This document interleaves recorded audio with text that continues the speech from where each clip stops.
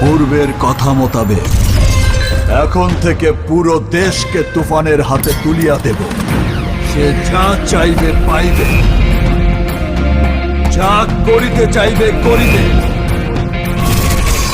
তাহাকে কোনো কিছুতেই বাধা দেয়ার এখতিয়ার কেউ রাখিতে পারিবে না।